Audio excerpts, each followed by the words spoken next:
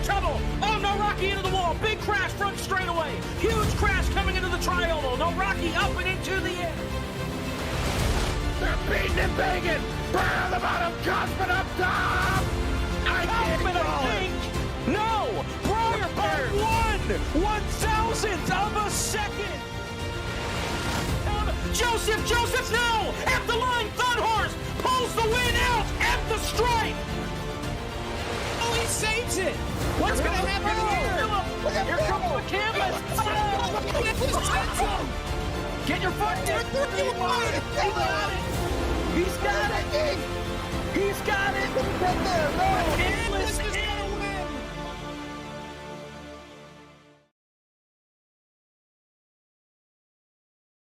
Welcome everybody to the virtual Daytona International Speedway for tonight's presentation of the last chance qualifier for tonight's WINSTEL 400. I'm Tyler Head, joined by Parker Alexander and Brandon Cruz Montsevice for tonight's 30-lap feature, which will punch the ticket for 4 last drivers into our main event later this evening. Obviously, pretty high stakes event, trying to get into the big show. What are we looking for tonight, fellas? Well, I feel like of all the people to talk about this, it should be Cruz, since last year he was the one who made it in from the very last transfer spot in the very dramatic last lap. So Cruz, what's it like here to make it through here in the last chance qualifier? Not only will I be talking about what I did last year, but it's really what Allie is doing. Allie Osmond didn't run any heats yesterday. I didn't run them last year, and we entered the last chance qualifier pretty much with the same mentality as we got to show up and race. I mean, this is a very stressful environment. Top 4 drivers transfer, and we already have 39 drivers locked in for tomorrow. So at this point, I don't think you can ride. I think you have to be aggressive. I know we had some drivers. We had Skipper, James Holzer, a couple other guys talk about how they kind of want to ride for a bit. I don't think that's the way to go. I think as soon as the green flag drops, you have got to get going. This is only 30 laps with some yellows. We might only end up seeing around 12 laps under green, so it's going to be an intense race. As Cruz just said, we have locked in 39 drivers so far. The plan was for 40 drivers to be locked in, but because one of the main promoters of this race, Brendan McGee, locked his way onto the front row for later tonight in the WINSTEL 400, that freed up one more spot. So 4 positions available in the WINSTEL 400 for the top 4 finishers in this race. You can see James Holzer in the 042 right now making a qualifying attempt. It looks like we have 21 in the entries for this race, the last chance qualifier, vying for those 4 spots. Yeah, James Holzer, I'd say, is the favorite for this race, although he did not get to race at all yesterday, much like Allie Osman. But he's raced a few times here in WINSTEL, and he seems to be a very good plate racer. So we'll see how he does today as he puts it. Has he done? Nah, he was coming to start his lap. My bad. He's running his lap right now through 1 and 2. We'll see what time he can put on the board here. And that'll be an interesting dynamic to watch within this race before we get into the main event tonight. We have fellas like James Holzer and Allie Osmond, as Cruz highlighted, who are making their first laps in a race setting for the weekend, whereas we have other ones like Jeremy Davis, who is currently 3rd so far in qualifying, Ben Hancock, Jonathan Hernandez, who ran 200 miles yesterday and are still looking to find their way into the main event in these final 75 miles that we're scheduled to run today. So obviously, they're hoping at the end of 30 laps, they have a more positive result than they did yesterday, but they'll have to get around some people who are making their first attempt to make the race in this last chance qualifier. Some drivers I want to keep my eye on would be the 34 of Andy Trippiano and Olivia Hayward in the 072 car. I think these are people who are going to be really racing more aggressive than we saw earlier in the heats. I mean, Andy was kind of forced out of line several times, really couldn't work his way into the top 10 in either of the 2 races he was in. Same thing with Olivia. I think we're going to see these 2 drivers specifically be more aggressive than they were yesterday. Yeah, and that's something to also keep in mind if you tuned into yesterday's heats or that second chance race that Mr. Alexander, who's with us, actually won to punch his way into the WINSTEL 400. 10 fewer laps for this last chance qualifier. So there's going to be a greater sense of urgency, not only because of the finite number of spots available to make it into the WINSTEL 400, but also because of the finite number of laps to make your way into those top 4 positions. So it's definitely going to call for more aggression and perhaps riskier moves to get your way into the big show.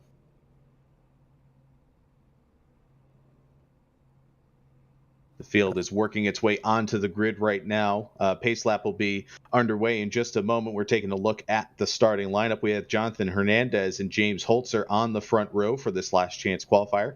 Ben Hancock, Jeremy Davis, and Thomas Harmon round out the top 5 with Dustin Logston, Matt Skipper, Roger Saucier, Ali Osmond, and Josh Burnett taking up positions 6 through 10 on the grid. Alexander Herndon is going to be starting 11th. Tate Light starting 12th. Andy Tripiano is going to be rolling off the grid in 13th. Joey, I'm going to need help with his last name, is going to be starting 14th. Shane Ward is going to be rolling off from the 15th position. Olivia Hayward starting 16th. Corey Bonat going to be starting 17th, and Christopher Tate is going to be rolling off in the 18th position. Shout out for Parker accidentally joining the session. Lilac Zier going to be starting 19th. Ken Houff is going to be starting 20th, and round out your field is going to be Hayden in the number 22 position. And as we look through that list of names that are racing, you mentioned Olivia Hayward. I look at Ben Hancock, who struggled to find some friends yesterday. Jeremy B. Davis, who was a part of a last 100-yard scrap that saw him go from in the race to out of the race yesterday. And along with that, I also have to point out Tate Lytle, who was in the right place at the wrong time. Unfortunately, on the other end of that Jeremy Davis contact, got stuffed into the wall. Might have had the run to get into the 10th and final transfer spot in yesterday's second chance race. All up and down through the field, the folks that raced yesterday have the coulda, woulda, shoulda stories from yesterday. They could put that all to rest with 30 laps and a good finish here. But obviously they'll have 20 other competitors trying to do the same thing. We got a real mixed up of approaches from yesterday. Yes, we have Hernandez, who obviously got the pole position, Van Hancock, Jeremy Davis, who were front runners in the other races. But really, for the most part, a lot of these drivers were drivers that we saw running anywhere from 15th to 20th and farther back, in a situation to where they, I don't want to say lack of experience, but they weren't up there, necessarily racing for the lead, for, a top 5, whereas in this race, that's the place that you got to be. Like, there is no running around, and so as soon as this green flag drops, I would not be shocked to see 3 wide, probably lap 3, to be honest with you. And something that might be a little bit of discovery for the folks that did race in the 80 laps over the course of the heat and the second chance yesterday to overcome today is the difference in the amount of energy within the pack. Emily Howe was talking before the broadcast with some of the organizers of the event about the difference between the practice for this event and what those 30-car fields were like yesterday. And she said there was a lot more energy. Well, we've got just over 20 cars now, so that's probably going to make a bit of a difference in how the runs are generated, and that's something they'll have to keep in mind as they come through the tri-oval, take the green flag, and get this last chance qualifier underway, with Hernandez getting a nose out in front over Holzer. Jonathan Hernandez not getting much, or James Holster not getting much help from Jeremy Davis on that outside lane. As we see the top 6 drivers kind of pull away, we saw a bit of a checkup from Ali Osmond kind of stacking up the inside lane. Right now, the outside is where the momentum is going to be as they barrel through turns 1 and 2 on this first lap of 30. Yeah, it looked like the 6 car, Ben Hancock, had to check up there a little bit in the middle of 1 and 2. That's going to give the outside line a little bit of an advantage here as James Holzer leading that line now into turn 3. And we see the urgency in the mid. I'm gonna make a move. We see the urgency in the mid pack with Joey Masowitz going into the middle, trying to make a move underneath of Tate Lytle. Needs the help to get a push, and unfortunately, nothing really organized in those top 2 lanes. That's just sort of created an opportunity for everybody that stayed tucked in line in that bottom. Meanwhile, the battle continues for the lead up here. Now Jeremy Davis has worked his way to the point of that top row alongside Hernandez, who's getting a good shove from Ben Hancock in that number 6 car, pushing his number 5 to a slight advantage as they come off of turn number 2. Parker, you were on the outside a lot in your last chance qualifier working with Emily. In a situation where you're only taking the top 4 transfer spots, do you feel more importance as Ben Hancock almost gets spun to the grass? Do you feel more importance to run the middle lane and to block anybody who goes on the outside? Because if we get 3 wide for the lead, it's those top 3 cars and then whoever's lucky enough in the second row to get through. You definitely, I'd say 2 wide is a better position, to be honest with you, because, you know, if you're like second in line, you can guarantee yourself a spot. But 3 if you're going to do 3 wide, you're probably going to want to take it up the middle like we did last night and try to work your way up through the field. But that, what would be a middle line if there was a row on the outside, just isn't moving at all right now, as it looks like Jeremy B. Davis gets a little squirrely off the turn 2 there. And now we have a top 4 breakaway here as Ali Osman goes up to make a move. That was ill-advised. He would have had no help. He wasn't even clear. Oh my, we almost had calamity here on lap number 3. But now the inside line has taken a huge advantage. It looks like we got about 6 cars out there. Yeah, 6 cars breaking away, now make it 7 as Shane Ward gets clear of that outside line, which is going nowhere. Jeremy Davis and James Holtz are not getting a good hookup right there. Now we see the 034 Corey Bordino saying, hey, I think I can lead the charge from this outside line. Or maybe more importantly, hey, I'm running 8th, but 8th is not good enough. Let's see if we can make some headway up here. Not only can you use the outside lanes, you can also go under the yellow. So just more things that these drivers have to worry about as we have a slight check up in those top cars. We see Alexander in the 48 have to check up. Now the field is back there. Ali Osman is looking to the outside, decides to go back down. I would imagine Ali is going to be the first one to hop to the outside lane when they get back up there. But right now, Skipper is in your transfer position in that 14 car. Yeah, Ali, I imagine he's going to be very antsy because he is the last car out as of this moment. He wants to get up there probably as soon as he possibly can. We got some squirrely cars in the back there, it looked like, but all clear. Hayden Rapus down onto the apron going into turn 1. That's not where you want to be. Yeah, there's a lot of stack ups happening on the bottom lane right now. Big checking up happening, whether that's because of some of the shuffling considerations, especially from that 46 car looking for maybe an opportunity to go to the outside, but it is definitely getting everybody in a bind in that bottom lane. Nonetheless, not really creating an opportunity for that outside lane to surge forward, at least not to this point. They're single file for the top half dozen or so. Now, I hate to ask this because I forgot to take notes for this event, but will there be a pit stop or are we going all the way? I hate that you asked that because I believe that they have the fuel that they need, but I'm not 100% sure. So we're going to find out together on Yeah, we are going to find out together. All right, this just proves how unprepared we are for this. As it looks like, yeah, there is still single file for about the first 8 cars. The outside line cannot get anything rolling. Tyler, you better bust out that train whistle, son, because we got a bit of a train forming. Yeah, we got the train rolling right by the yellow line right now, but we do have Ali Osman right there. You see that green number 46. I don't even know if Ali headway now.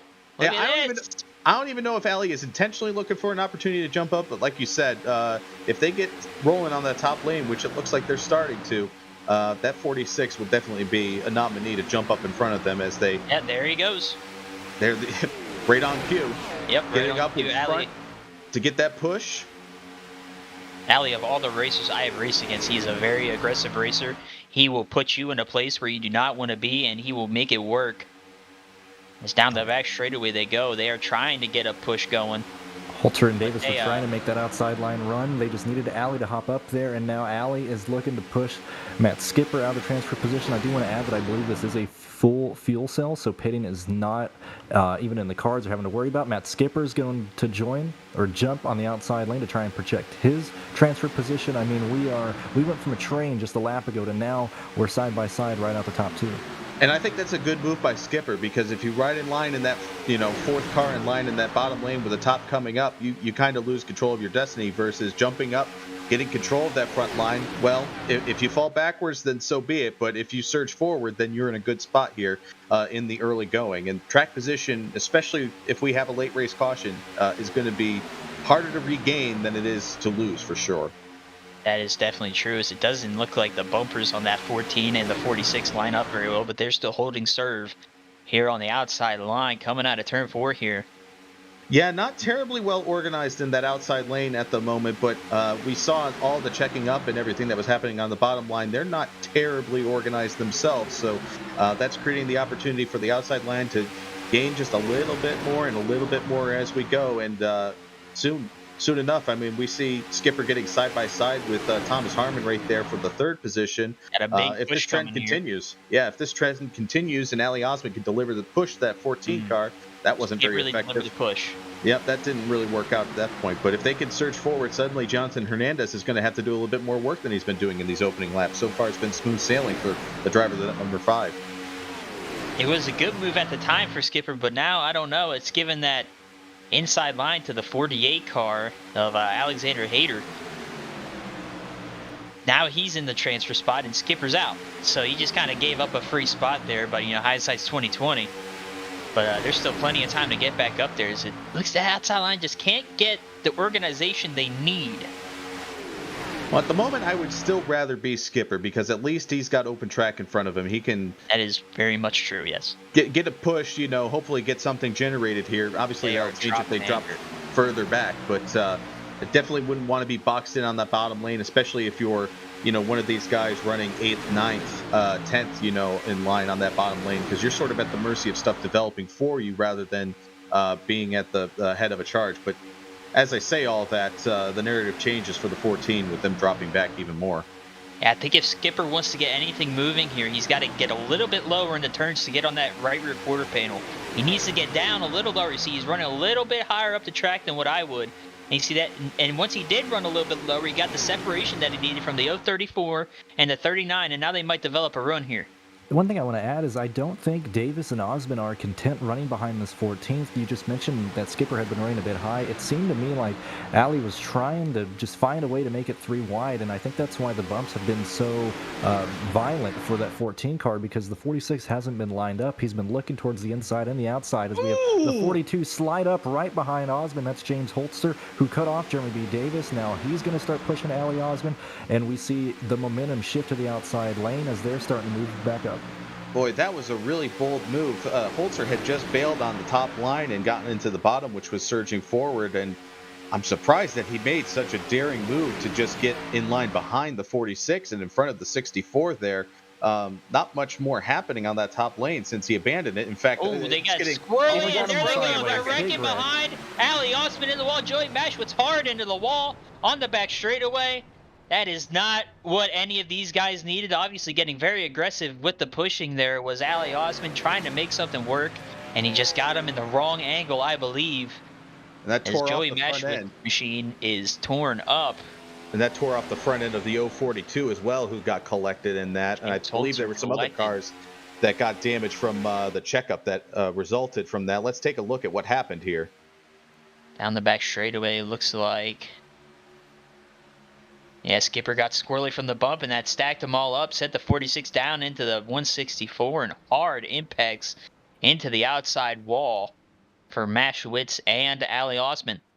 Boy, you could sort of see that coming because the push from the 46 to the 14 was not working out, and the answer that Ali had for that was to push harder and harder and try to make up some of that ground, and it was not landing at all. No. And really, it seems like what they needed to do was find a couple of different bumpers to align with each other and see if that push would happen. But unfortunately, before they made that decision, they got together and took a couple people with them.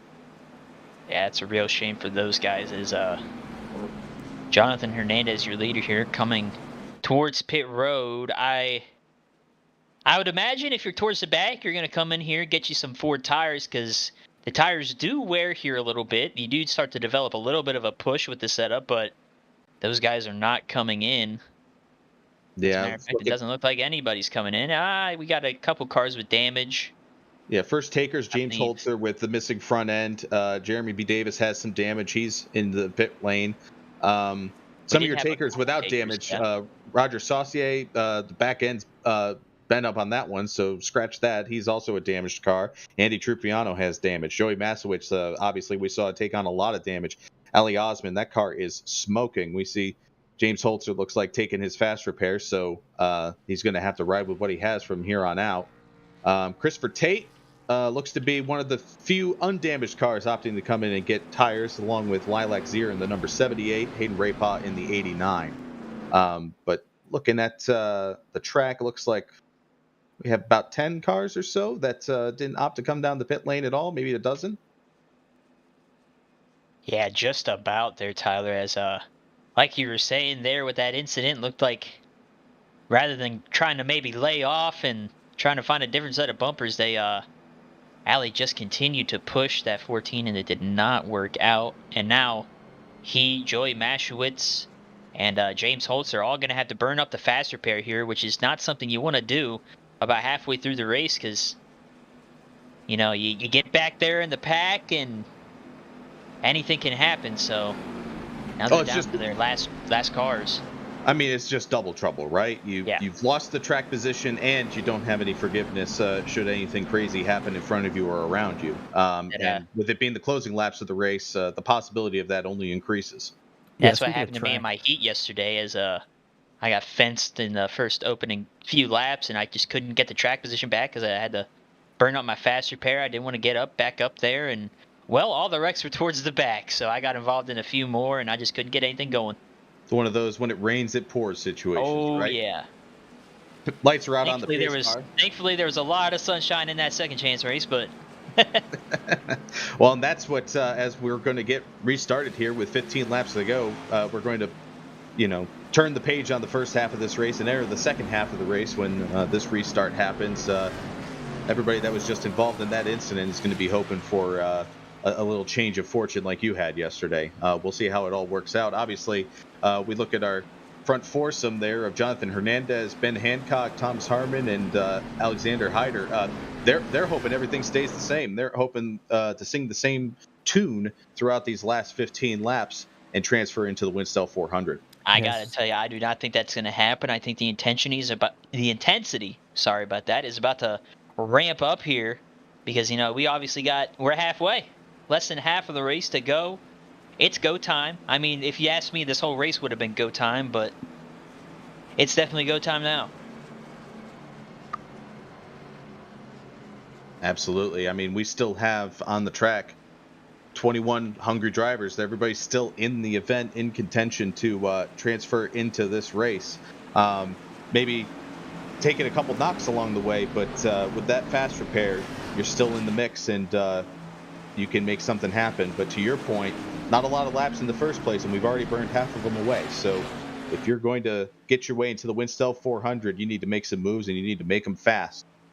As they come down towards the tri-oval, the pace car makes that very janky left-hand turn onto the pit lane, courtesy of iRacing's programming, and now the green flag comes out.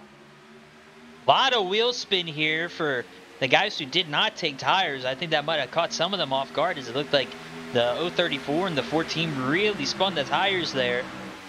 And that's going to really hurt that outside line. It didn't really have any help before. Now it's definitely not going to have any help because there's a huge gap there between the front two cars and the rest of the pack.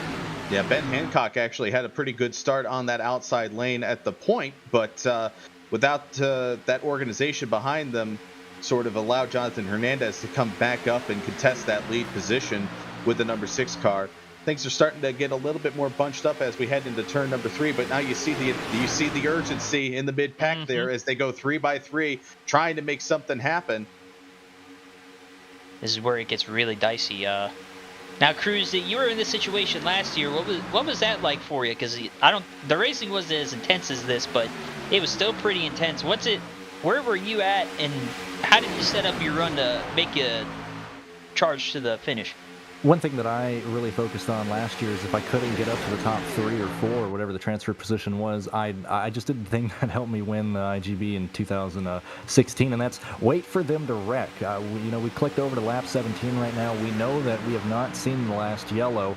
We know that people are going to start blocking specifically for that 4th place position, and there's a good chance that will end up taking out people in 4th, all the way to people in 12th. So if you're a driver right now like Jeremy B. Davis running 15th, Ali Osman, who was involved in that incident the last time around, running 13th right now, like I don't know if pushing through with 12 to go right now is your plan. I think you really need to just focus on surviving this next instant whenever that may happen. And we see how quickly things change. We were just talking about Jonathan Hernandez. Really paced the opening laps of this race. Now battling for 3rd, now battling for 4th right there, right on the transfer spot, with Matt Skipper 2nd in line in that outside line, pushing the number 034 of Corey Bodeno. If that outside line surges forward, suddenly Hernandez could go from leading this race to on the wrong side of the transfer. That's a very good point, Tyler. Now we're back down to 2 by 2 here. Not any 3 wide racing as of yet, but that is still probably to come. As Well, I just want to say on that, I mean, we have only 20 and change cars in this race. The opportunity to make 3 wide work is going to be a lot more limited in this event. And we've seen a couple times, I believe that's Tate Lytle that's jumped up to the outside again. They just haven't had the numbers that they need to sustain the momentum, whether they shove the middle or go up top.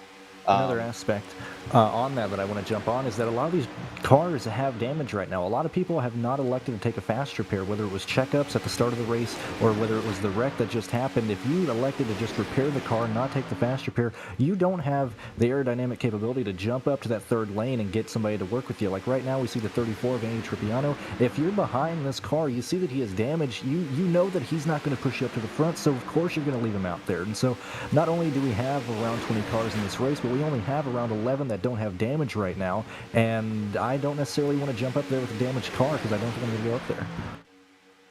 Well, right now, I think it's a pretty short list of people who are feeling happy, and that's Ben Hancock in the number 6, I'd say, and I'll add the 48 of Alexander Hyder right there, running 1-2 on that bottom lane with a little bit of clearance to that outside lane, which is trying to get a little bit of momentum. Everybody else is scratching and clawing, looking for an opportunity to gain some much needed track position, because we're coming around, taking 10 laps to go this time at the stripe. And like we said, only 4 positions are going to transfer. Right now, they're side by side for third. Corey Bowden, though, trying to make something work there on that outside line. It looked like the inside got a little checked up. This could be a great opportunity for this outside line to make up some ground. It looked like we might have had a car in the wall towards the back, but everybody keeps it straight. I saw a lot of smoke there going into turn 1. Yeah, they're stacked this up. Outside line starting to get a little bit of a run. Yeah, and as they they're starting to.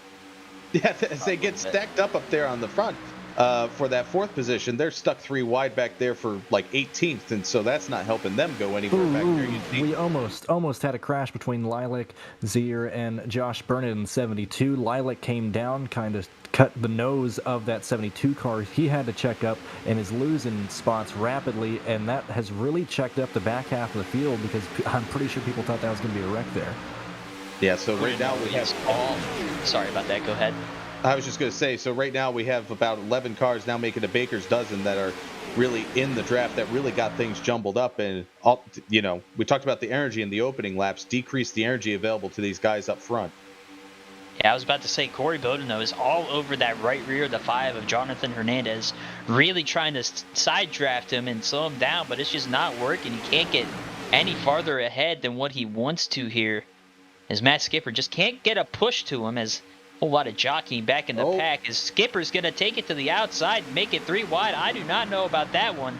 Well, Holzer fills up the hole, gives the big push to the 14. Fill up the hole, gives him a push. Ali Osmond follows him through, so shuffle out the 034 of Corey Bodeno was looking fine right in the high lane, and now has no friends, falling back to the back of the pack. That's a shame for him. But that whole entire outside line just absolutely killed by Skipper. I don't know about that one, but hopefully they can build up a bit of a run here. But it looks like they're going to be on the outside 3 wide. That's not very helpful for them at all. Yeah, another one that got shuffled out of their line is Olivia Hayward in the 072. Got kicked to the middle. We got a car on the wall in the back. I'm not sure who that was, but they hit the wall pretty hard.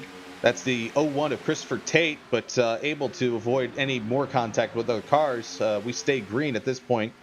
Tate obviously going to need a caution to get back in contention at this point, well off the draft with that contact. Going to get shuffled out here up front. They were running about 5th or 6th in line. They're going to get shuffled out here, and looks like we got another train developing here, but Matt Skipper going to jump up to the outside. So is James Holzer, but I don't know about that one. Not a lot of a run developing here, but Skipper's going to squeeze back in line, as it looked like they were about to go 3 wide there with James Holzer. Holzer's going to clear that 07 car now, and a lot of desperation as the pack is sort of filing into that bottom lane and now trying to get reorganized to make a charge. But that really got everybody strung out for a moment. We had a breakaway of the top 5 cars. Now we have a few of them back up towards the front. You see Matt Skipper again trying to make that outside lane work, looking for some help. Here it comes in the form once again of James Holzer. But it didn't get them going forward last time. We'll see if they have a little bit more success this time, as we're down to the final 6 laps. They have a couple more cars now, but just not able to get up to the back bumper of Skipper. That's the issue. If you really want to get that outside line rolling, you got to give a push to that guy in the lead, but Holzer not able to get there because he himself does not have any help behind him. riding on board with Ali Osman, also going the wrong way. Seeing a bunch of cars pass it to the inside of the number 46, well outside of the transfer spot, which right now is Thomas Harmon as we take 5 laps to go at the stripe. Matt Skipper in the number 14 with the push from Holzer starting to get close, and now Harmon says, okay, well, if I'm not going to be fourth, push me further. Let's make it that way. This gives Skipper an opportunity if he can get clear to jump underneath that 68 car, but here we go. Jonathan Hernandez is going to try to take himself to the front here. He might have a chance to do it because Ben Hancock has got quite the gap here out in front, and he is going to do it. Suddenly a ton of momentum for the high side, and this comes at the detriment of the number 6 and the number 48 there on the bottom. They go from running 1-2 to on the outside looking in of this transfer and getting kicked aside again with people going 3 wide, trying to go 3 wide on him. Yeah, it's a shame for Ben Hancock. He was leading a good portion in this last run of the race here as we see Joey Mashwitz coming out of pit road off the pace, it looks like. Now we got a couple cars trying to make their way to the bottom, but there is just no help down there. That's not going to work. Intensity has certainly ramped up. Andy Trippiano nearly gets spun by Jeremy B. Davis on that outside lane as they were 3 wide. We're seeing the top 6 cars pull away right now. Josh Burnett trying to stay on the outside lane and not get moved out, and that kind of stacks up that outside lane right there.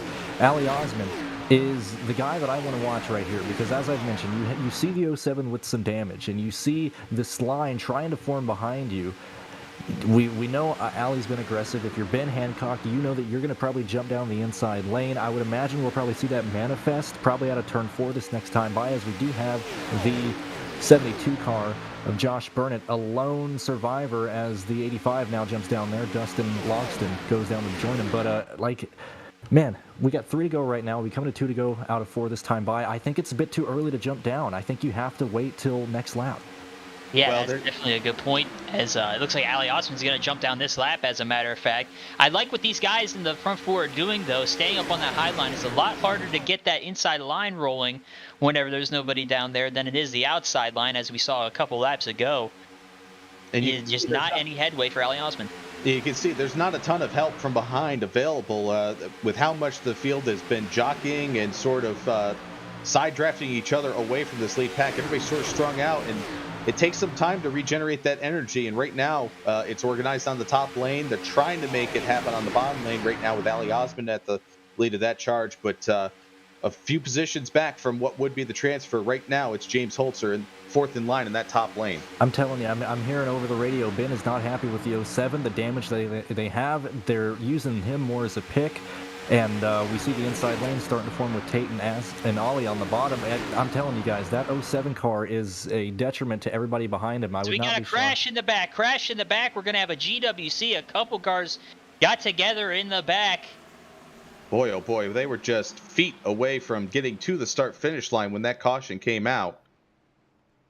And now that's going to stack the whole field up, and it's going to come down to who delivers the best shove and who finds the right hole to make or fill in these final 5 miles. Let's take a look at what happened here. Yeah, that is definitely not what those guys up front wanted to see. As we'll see what happens here. Looks like Hayden Rapa has a run up here and got to get, looks like a little bit netcoat contact with the 39 car, and that sends the 072 car spinning down into the grass. Yeah, Shane Ward in the 39. 072. That's Shane Ward in the 39 who got tangled up there. And then, as you said, Olivia Hayward in the 072 who got the worst of it. So that sets the stage, as you said, for a green-white checkered finish. We were approaching the regulation white flag lap, so this is going to be overtime, which brings the point of no return policy. So once the green flag comes out, the next flag that these guys will see will be the white and then the checkered. There will not be a caution flag. 99% of the time. Well, 99% of the time. In our second heat last night, we had a bit of a kerfuffle. Yeah, in our second heat last night, we had a little bit of a miscue. But as rare as that is, I would not expect that to happen again. So racing for 5 miles, no matter what happens on the racetrack and behind you. So even if you see trouble ahead, you really got to stay in the throttle and keep after it. Yeah, as one of our members, Sean Pellig, says, as long as he can see the checker flag, he's keeping his foot to the floor. And that's most likely the attitude these guys are going to have here coming to the finish of this event.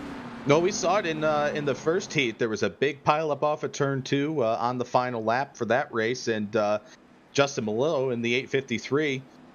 He said that he went against everything they believed in, but I mean, it was to his benefit because he went flying to the apron just about full throttle, got around the wreck, tagged the car on the way through, but got through and got the final transfer spot doing it.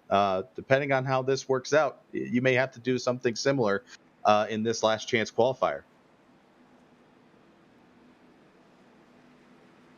I think Lilac Zier, who is in this race competing, trying to get one of those top 4 positions, has said it best. Smoke those fast repairs if you got them. If Cruz was calling out everybody who had a little bit of damage. If you didn't have track position, you might as well come in and get a fresh car and give yourself the best chance that you can to push at this point. But I mean, with only 4 transferring, I see the 07 has remained on the track, and how could you give up the 5th position? You can't give that up. You can't blame him. One thing I want to mention is that we've seen the inside lane be the line that has been the strongest, survived the first restart. It even survived the second restart until everybody kind of migrated to the top line. As it looks like Roger is tempting everybody that is going to go down pit lane. If I was skipper, if I was the leader, if I was Thomas Harmon in the 68, I am a bit worried on this restart, on this short sprint down this back straightaway. If skipper's just behind me and that 07 can't, put momentum into the 14 car, there's a real chance that I might be, if I start in the lead, I might have Ben Hancock on my outside lane entering turn 3. And so, I mean, at this point, you're just hoping that inside lane can work together and push each other. Well, so I'll point out, our leader is Jonathan Hernandez. He's elected to take the outside line, obviously hoping that the 042 of James Holzer behind him will deliver a good push. But the front row is Hernandez and Harmon. But to your point, that second row is going to have a lot to say about how these 2 laps unfold. Which one gives the better push? Does somebody gain an advantage off the jump here? And what does that what unfolds from there? So keep an eye on Matt Skipper and James Holzer on this restart to see, can they give their line an advantage when we get back to green. I like that move by Hernandez. Obviously nothing against Skipper here, but obviously the 042 has a lot more experience, and hope maybe he'll be able to give him more of a push. But we'll see here as pace car's coming into turn 3 here. We're going to get ready to restart this thing for one final time here. Green-white checker overtime. Yeah, and Holzer, we've seen throughout this race, has been doing a lot of the pushing, whereas Skipper has been in that position a little bit, but has been more so receiving the push. So it'll be a little bit of a change of pace for Matt Skipper with everything on the line here, whereas Holzer is going to continue doing what he's been doing throughout this race. All that said, there's 20 cars still on this track that all have something to say about who's going to make the WINSTEL 400. Pace car ducks onto pit lane. We come into the tri-oval looking for the green flag, and there it is. We're back to racing 5 miles to determine who makes the WINSTEL 400. Neither line really gets a good push here. It looks like the outside line's going to get formed up now. Neither line really got that good of a push off the restart, but the 5 car gaining a little bit of an advantage here as the inside line gets a little bottled up. That's going to really help that outside line form. Yeah, I see Holzer's right on the number 5 right now, whereas Skipper's trying to get organized with the 68, and they're just not lined up. In fact, there we go. We see Skipper hangs the number 68 out to dry. He heads to the back as we head to turn 3. Lots of 3 wide contact right there, but we keep it straight. This is what that top 4 needed to see right there. That top 4 breakaway, that might be all she wrote for them. It might be because they're going to have contact with the 07 Skipper into the field. Your top 4 clearing everybody else involved. I believe we have our qualifiers. Unless something stupid happens here, all they have to do is just ride in line. As nearly everybody wrecked, there's one chance for Shane Warden, Thomas Harmon, and Christopher Tate to maybe get a run going, but right now they're side by side in turns 1 and 2, and they have several car links to run down. There is a little bit of a separation here between the 64, Jeremy B. Davis, in the front 3. That could make a difference here, but it looks like he's going to get right back up with that pack, and I don't think they're going to be able to do anything that second pack. That is going to be all she wrote. I think these guys are pretty well locked in. They're wrecking again back there at the 7th position. Around goes the 68 Thomas Harmon. All's clear for these top 4. Boy, could you imagine a more casual conclusion if you were trying to make this race? These top 4 enter the final lap knowing their destiny as long as they keep it straight. James Holzer, it looks like, is able to take the win. We have the number 5 of Jonathan Hernandez coming in second, Ben Hancock coming in third, and Jeremy B. Davis coming in fourth. They advance to the WINSTEL 400, which is coming up later this evening. 400 miles of racing, $1,000 in prizes. Those 4 drivers are going to be a part of it. Now, an important thing to note is if you finish fifth, sixth, or seventh, if somebody does not show up for the WINSTEL 400, those guys can still make it into the race. But we know these front 4 are definitely locked in here. James Holzer, Jonathan Hernandez, Ben Hancock, and Jeremy B. Davis. I want to say the move of the weekend real fast is when Skipper made it 3 wide through the middle. Jeremy B. Davis came down, blocked the 14, and we did not have a pass for 4th after that. I think Jeremy B. Davis made the move of the week, locking himself into that transfer spot as they all got 3 wide entering turn 3 there. Well, we see all of them celebrating on the front stretch right now. Obviously happy to make it into the race. Let's check out what set it up for those top 4 to cruise into the show. And boy, you could just see they were all stacked up there. Skipper gets tagged, comes across the field, and nobody has anywhere to go. Yeah, it's a tough break for everybody involved in that, as he really just set up the front 4 to really just scoot away.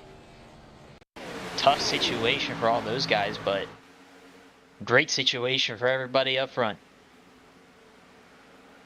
Yeah, I was about to say, I mean, I think you have 16 drivers who were irate out of turn 4, and you have 4 that were elated. That is definitely true. And here's some of the secondary contact, which to the point that Cruz made, if you're 5th, 6th, 7th, you know, and somebody fails to occupy their spot, you could still end up in the WINSTEL 400 depending on who takes advantage of their entry. That's going to be of consequence. That's a spot that if a few people don't make their way into the race in time, that may be one that would have advanced. And unfortunately, the 68 is not going to be on that list. Looking at the results, your top 4, these are your happy people. James Holzer with the win, Jonathan Hernandez 2nd, Ben Hancock 3rd, and Jeremy B. Davis 4th. And now on the outside looking in, Christopher Tate in 5th, Shane Ward 6th, Dustin Logston 7th, Alexander Hyder 8th, Matt Skipper, after going backwards in that crash, comes back to 9th, and Hayden Raypaw in 10th. Finishing P11, it's Roger Saucier, 12th Ken Huff, 13th Corey Bodeno, 14th Thomas Harmon, 15th Ali Osman. Tough break for him. He was trying to fight and claw his way back up through the field all night. 16th Lilac Zier, 17th Olivia Hayward, 18th Josh Burnett, 19th Andy Truppiano, and 20th is Tate Lytle. And a couple more unhappy names to the list here. Joey Maskowitz, who we saw well off the pace, you know, throughout those final laps. Really, the race had ended by halfway for Joey with the damage that he had sustained. And Parker, failing to join the session in a proper manner, shows up as last on the standings, even though he didn't race. Hey, these things happen. True legend. So we'll see if maybe we can get an interview or two from some of our drivers that have advanced. We've got a couple waiting to join us here.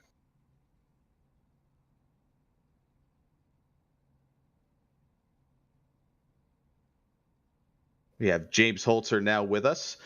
James, you got a copy? I got you loud and clear. So there were 250 miles of racing that you did not partake in yesterday that determined a large majority of the field. You just went straight to the LCQ and you won the whole thing. How the heck did that happen? Honestly, I don't know. I thought I was not in position literally the entire race until about 7 or 6 to go, when I was in like 6th or so, and then the line just formed on the outside and we were 4th, which was not the position I really wanted to be in because I knew the guy behind me was going to size me up to pull a run on the last lap. We were just all kind of waiting for that, but got that caution, and being in the outside lane on the restart was huge. Just get such a good run out of 2 if you could time it up perfectly, and myself and the 5 got linked together very well through 1 and 2 and kind of pushed ourselves clear. Wasn't sure where he was going to run, whether it was going to be the top or the bottom or what, but they all wrecked behind us, so it was good for us that there was only 4 of us to really basically worry about for it. And obviously didn't want to race just because I wanted to get in. But when I saw that it was going to be between us four in this group, because the rest of them were so far behind, figured I'd try something just to test out for later tonight to see what would work and what wouldn't, and it did work. So yeah, it feels good to win this LCQ, especially not having the best of luck, as you know, in these cars when we race on the super speedways. So feels good to get that one under the belt. Doesn't matter where you start at in this race tonight. All it's going to matter is where you finish. So just gonna be patient and try to survive to the end. But just really happy to be a part of it. We're seeing the move that you made out of turn 4 to win the thing, but backing it up a lap when they started wrecking off at turn 4, how quickly did you register that it was just the top 4 that were left standing? Pretty much immediately. I was watching the relative just to see where P5 was going to be getting a run from, and quickly saw that time diminish. So knew something happened, whether it was a checkup or something. But either way, even if they didn't wreck, it was going to be really hard to get all that ground back. But yeah, it was just really frustrating. They had a really good qualifying put down there, and we started right where I wanted to in second, and got to the lead, and then I don't know who it was, but pulled a slider on us, which is a great move. But then we just had trouble linking up. I don't know if I was pushing too hard or just moving around a little too much, but then we just started to fall back, and was really trying to get back up there and just couldn't get the right group just to get moving back up to the front. But yeah, had to burn the fast repair, which made that nerve wracking as well. But nonetheless, towards the end of the race, set that up to do what we had to do to make it into one of those 4 qualifying spots to make it into the big race. So I'll be about what we can do later on. Well, for you, 75 miles down, 400 to go later tonight. Wish you the best of luck. Yep, thank you. As James Holzer, winner of the Last Chance qualifier, makes his way into the 11th annual WINSTEL 400 with that victory. I believe we've got somebody else ready to come in here. We have Jonathan Hernandez, who took the white flag in the lead and ultimately finished second to make his way into the WINSTEL 400. Jonathan, what are the emotions right now? I'll be honest, I'm still cooling down a little bit after essentially all the bad luck that happened yesterday during the heat and the second chance. So I'm just extremely thankful that I was able to make it in. Great. First off, great win to James and the push right there he had on that green white checkered, and Ben who helped throughout the race, and just it was nerve wracking. Yeah, James only showed up tonight and made it happen through 75 miles of racing. You did 250 yesterday and had little to show for it. So obviously, you've got to be happy to have the fortune turn in your favor today. Yeah, it was just after everything that happened yesterday, and it was great qualifying throughout the entire weekend. It's just bad luck, bad timing and everything. I took it easy both the heat and the second chance, and that didn't pay out. So I had a little talk with Christian Bud, and I told him, I was like, I think I just got to be a little extra aggressive this race just to make it in. And he gave me a little pep talk, telling me that it's now or never, and we led majority of that race. I'm not disappointed or anything about the finish right there. I was telling James that I'm just glad we were able to make it through. So, overall, this Triad Racing Enterprises Chevrolet number 5, with all our sponsors of Trust Me Vodka, Scent Analyzer, RPM Motorsports, ALOX Projects, Sousa Media, all of them just make this happen. Now we got another 160 laps to do. Hopefully be there at the end. Well, yeah, I was just about to say, if you're going to be a champion of the WINSTEL 400, you're going to have done it after racing more than 700 miles when it's all said and done. What are you looking forward to tonight with everything that you've learned so far this weekend? Survival. That's pretty much the main thing. It's especially with how the car is set up and everything, and after a run, tires wear out and it gets tight.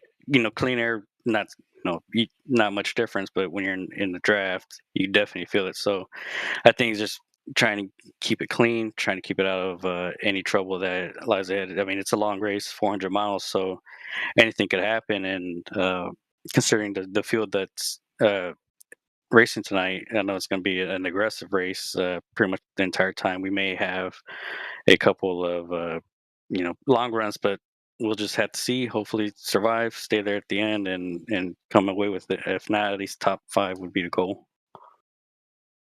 Well, that'll all be happening here pretty shortly. We're just a little bit more than an hour away from that race getting underway. We wish you the best of luck there, Jonathan, after finishing second and transferring into the WINSTEL 400. Thank you.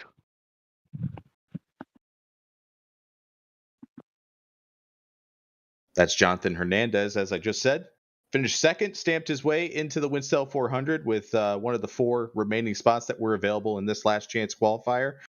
We had 2 more drivers that made their way into the event courtesy of this last chance qualifier. One was Ben Hancock in third, and the other, the final transfer spot, was Jeremy B. Davis, who has joined us now in the broadcast booth. Jeremy, how are you feeling right now?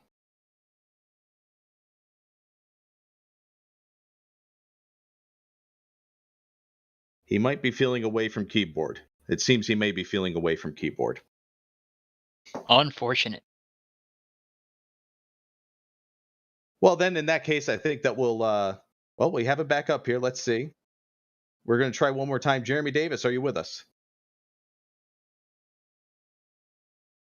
Who's second first? Same as the first.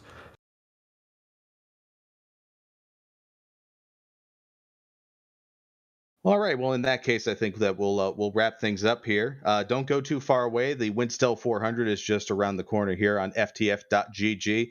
400 miles of racing. Myself, Brandon Cruz Montsevice, and Parker Alexander, who've been up here calling this last chance qualifier, we're all going to be in that race along with 40 others.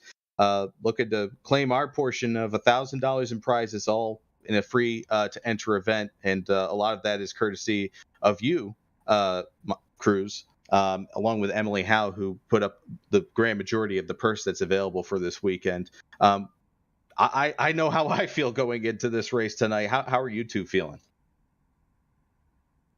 I'm feeling pretty good. I'm just hoping I didn't use up all my luck. I had to exchange last night. Obviously winning that second chance race, but yeah, hopefully we don't have to worry about that, and hopefully we'll be able to at least get some money out of this. I mean, I want to get paid, man. I want to get paid. Well, Cruz would be the one potentially paying you. Cruz, how are you feeling? That might take a while then. I'm looking forward to it, man. I'm happy to not be on like a Texas Instruments calculator. So I think this is the first time since like 2017 that I can actually go out there and race. In that race, I ran top 5 all day, and I want to just be as aggressive as possible in this race. So I don't plan on giving up the top 10 running position. I'm looking forward to this race, and I'm here to try and win it a second time. Well, I know I need some divine influence to get the right pushes, find the right lane to go into at the right time, and more importantly, avoid any of the incidents that may be ahead of us in these 400 miles. But obviously, the best of luck to each of you and everybody else who's going to be competing here, and everybody who sticks around to watch on FTF.GG. I think you're in for quite a show, and we look forward to putting it on for you. I hope you enjoy. For now, we'll sign off, take a little break, and we'll be back for the WINSTEL 400 here on FTF.GG. For Parker Alexander and Brandon Cruz Montsevice, I'm Tyler Head. We'll see you later.